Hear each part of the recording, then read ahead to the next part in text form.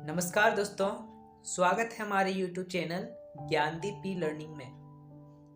पिछले क्लास में हम लोग बात किए थे कि बिल्डिंग मटेरियल्स क्या होता है और यह सिविल इंजीनियरिंग में इतना ज़्यादा इम्पोर्टेंट क्यों होता है। और हम लोग बहुत सारे टॉपिक जाने थे, जैसे कि यह भी जाने थे कि उसका यूज हिस्ट्री से कहाँ कहाँ चल रहा था, मतलब उसका एवोल्यूशन जाने थे, है ना, और एक्सेट्रा एक्सेट्रा जाने थे। तो आज की क्लास में आज हम लोग जानेंगे कि उसका क्लासिफिकेशन किस किस फैक्टर पे किया जा सकता है। That means classification of building materials, इसी टॉपिक पे बात करेंगे। इसमें आपका एक हम लोग ओरिजिन पे जानेंगे कि इसका क्लासिफिकेशन क्या है, फिजिकल स्टेटमेंट पे जानेंगे और केमिकल के स्टेटमेंट पे, ठीक है। तो जैसे कि आपको बता दें दोस्तों, निर्माण सामग्री का वर्गीकरण उनकी विशेषताओं, स्रोत, संरचनात्मक उपयोग और भौतिक अवस्था और रासायनिक प्रतिक्रियाओं के आधार पर किया जा सकता है ना, किया जाता है। प्रत्येक वर्गीकरण में विभिन्न सामग्री आती है जिनका उपयोग उनके गुणों और आवश्यकताओं के अनुसार अलग अलग निर्माण कार्यों में किया जाता है। इसको मेन 3 कैटेगरी में बांटा गया था, आप लोग को बताए थे पिछले क्लास में। एक प्राकृतिक सामग्री यानी कि नेचुरल मटेरियल्स। देखिए, नेचुरल मटेरियल्स के बारे में क्या बताए थे, जो सीधे प्राकृतिक से प्राप्त होती है और जिनका हम लोग अधिक प्रसंस्करण की आवश्यकता नहीं होती है ना। ये सामग्री बोले थे कि पर्यावरण के अनुकूल और टिकाऊ भी होती है, लेकिन इनके आकार और गुणवत्ता में एकरूपता की कमी होती है। उदाहरण के लिए आप लोगों को बताया गया था पत्थर, लकड़ी और मिट्टी। इसका प्रॉफिट जान लेते हैं आज हम लोग। प्राकृतिक जो सामग्रियां हैं वो आसानी से उपलब्ध होती है और इनका पर्यावरण पर कम नकारात्मक प्रभाव पड़ता है, क्योंकि इनमें न्यूनतम रासायनिक प्रसंस्करण होता है, यानी केमिकल रिएक्शन बहुत कम होता है। लकड़ी जैसी सामग्री इंसुलेशन भी प्रदान करता है, कौन? लकड़ी। और इसकी कुछ हानियां भी है, जैसे कि प्राकृतिक सामग्रियों में समानता की कमी होती है, जिनमें निर्माण में भी कुछ समस्या होती है, होने लगता है। लकड़ी और मिट्टी जैसी सामग्रियां जल्दी खराब हो जाती है। पता है आप लोगों को, लकड़ी और मिट्टी जो है वो जल्द ही खराब हो सकती है, इनकी देखभाल की आवश्यकता भी होती है। पत्थर और लकड़ी प्राचीन समय में सबसे अधिक उपयोग की जाने वाली थी निर्माण सामग्री में से। जो आप लोगों को बताया गया था कि मिस्र, पिरामिड और आज भी टिके हुए हैं, वैसे ऐसी सामग्री बनाया गया था। पत्थरों का उपयोग अद्भुत उदाहरण था।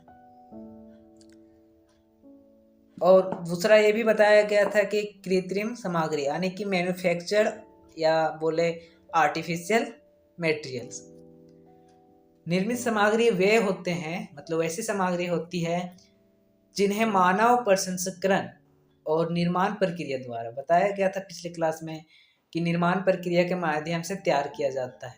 इन्हें अक्सर विशेष गुण देने के लिए डिजाइन किया जाता है, जैसे कि उच्च ताकत, टिकाऊपन और समानता के लिए। आप लोग सोच रहे हो कि पिछला जो बताया था वही फिर से बता रहे, नहीं।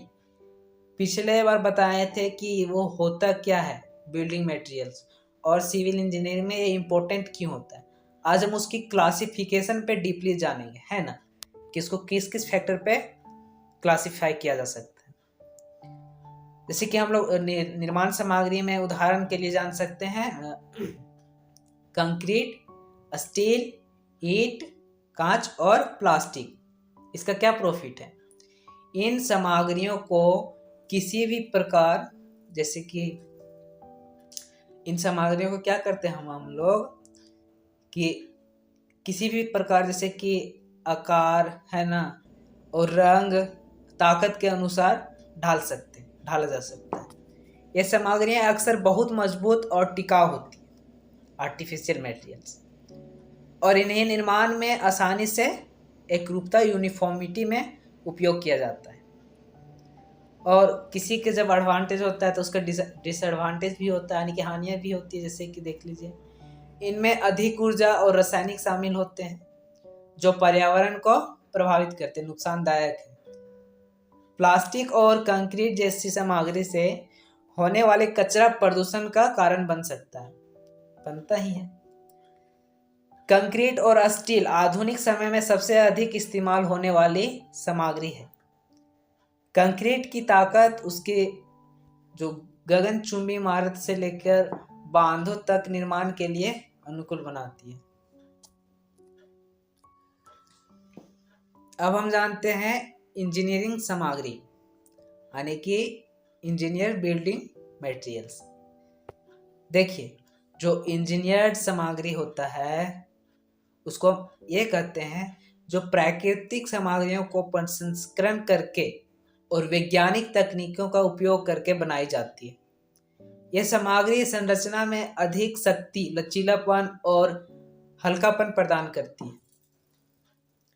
उदाहरण के लिए आप समझ सकते हैं इंजीनियर्ड वुड, है ना, इंजीनियर का जो लकड़ी होता है, फाइबर रेनफोर्स्ड, है ना, और कंपोजिट्स, मतलब वही फाइबर रेनफोर्स कंपोजिट्स। ओके, इसका कुछ एडवांटेज है, जैसे कि इंजीनियर सामग्री हल्की और मजबूत, पर्यावरण के लिए भी अच्छे हैं। इनमें सामान्यतः जैसे कि सामग्रियों की तुलना में अधिक लचीलापन होती है, जो दूसरा सामग्री है उसकी तुलना में यह अधिक लचीलापन होती है। इसका डिसएडवांटेज क्या है? इनके निर्माण में अधिक लागत आ जाती है और इनके निर्माण के लिए विशेष मशीनरी तकनीकी कौशल की आवश्यकता होती है, मशीन वगैरह, है ना। फाइबर रेनफोर्स्ड प्लास्टिक का उपयोग पुलों और ऊंची इमारतों में किया जाता है क्योंकि यह हल्का होता है और इसमें जंग नहीं लगता है और संरचनात्मक रूप से टिकाऊ भी होता है। अब हम लोग समझेंगे उत्पत्ति के आधार पर इसका वर्गीकरण कैसे किया गया था। देखिए, निर्माण सामग्री को उनकी उत्पत्ति के आधार पर भी दो मुख्य श्रेणी में बांटा गया।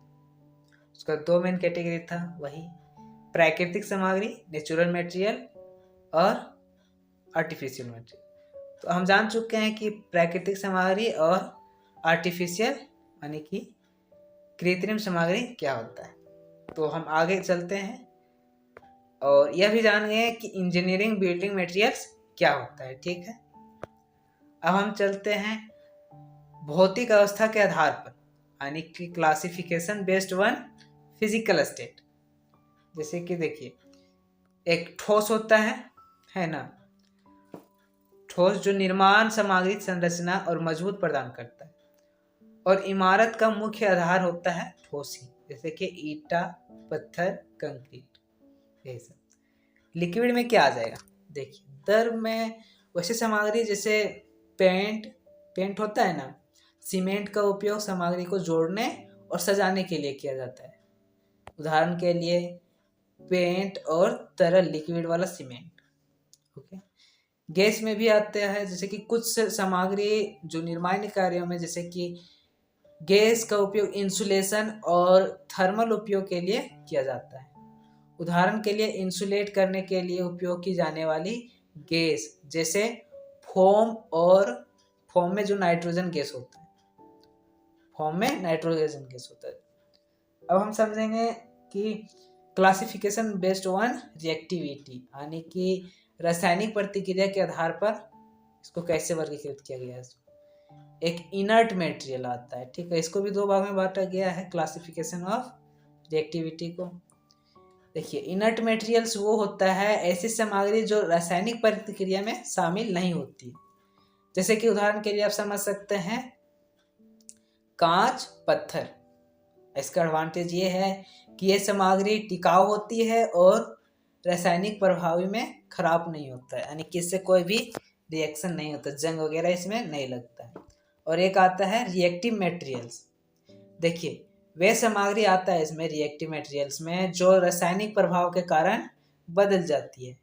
उदाहरण के लिए हम समझ सकते हैं लोहे में जंग लगना, लकड़ी का सड़ना, समझे। इसमें हानियां हैं, इसमें अधिक रख रखाव की आवश्यकता होती है और ये समय के साथ खराब भी हो जाती है। जंग से बचाने के लिए लोहे और स्टील पर विशेष कोटिंग की जाती है, आपको पता ही है, ताकि इन्हें लंबे समय तक संरक्षित रखा जा सके। तो दोस्तों, आप लोगों को ये वीडियो अच्छा लगा हो तो लाइक कीजिए, शेयर कीजिए और न्यू व्यूवर्स हो तो सब्सक्राइब करना ना भूलें। थैंक यू दोस्तों।